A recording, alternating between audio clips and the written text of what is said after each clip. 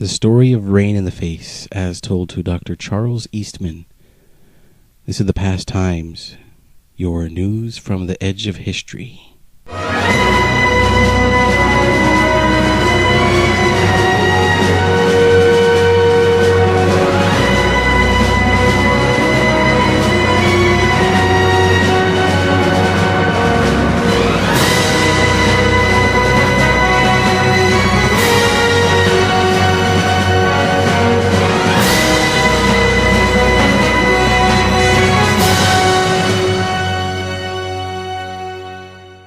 Rain in the Face was born in 1835 at the forks of the Cheyenne River. He was a common man, born to common parents, but on his mother's side he had a line of some notable ancestors. But he had to work hard to earn his chieftainship and his reputation. When Rain in the Face was about 10 years old, he engaged a Cheyenne boy in a mock fight. Only the Cheyenne boy took the mock fight seriously and retaliated by striking Rain in the face several times. The paint on Rain in the Face's face had worn off, only to be replaced by bloody streaks. All the Sioux boys whooped and cried out, "His enemy is down, and his face is spattered as if with rain. Rain in the Face. His name shall be Rain in the Face. Ithomagaju emachjiapi."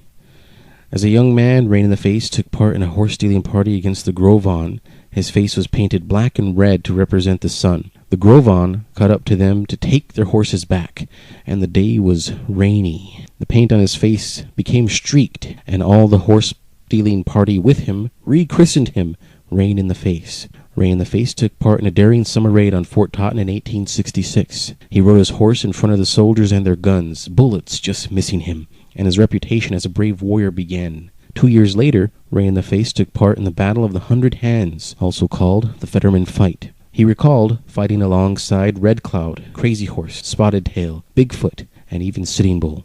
Up to 1868, Rain in the Face recalled being part of battles against the Crow, the Mandan, the Bighorn, and the Pawnee, but in those battles he gained little distinction. In 1873, Rain in the Face recounted that he and his close friend Wachpepe killed a soldier coming from a fort heading back east. The story took on a life of its own as it spread, and it became circulated that Rain in the Face was responsible for the deaths of an Army veterinarian and a civilian near present-day Miles City. In 1874, then Lieutenant Tom Custer, General Custer's younger brother, seized Rain in the Face and brought him back to the guardhouse at Fort Abraham Lincoln. In the spring of 1875, an old soldier who often stood guard over Rain in the Face helped him feign escape by firing several rounds over Rain in the Face's head.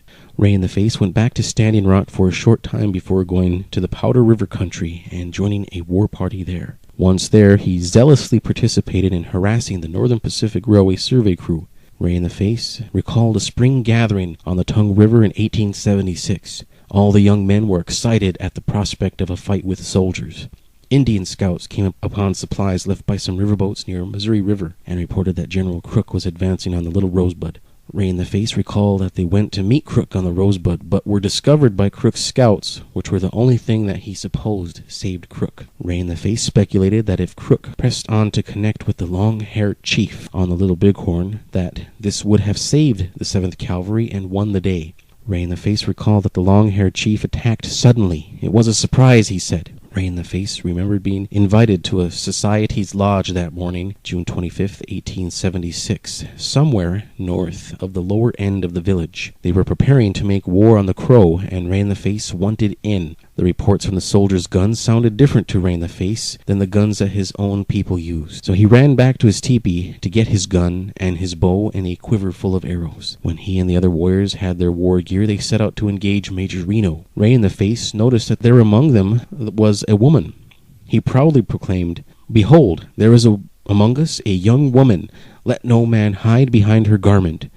Rain in the Face knew her as Tashima Maniwi, or Moving Robe Woman.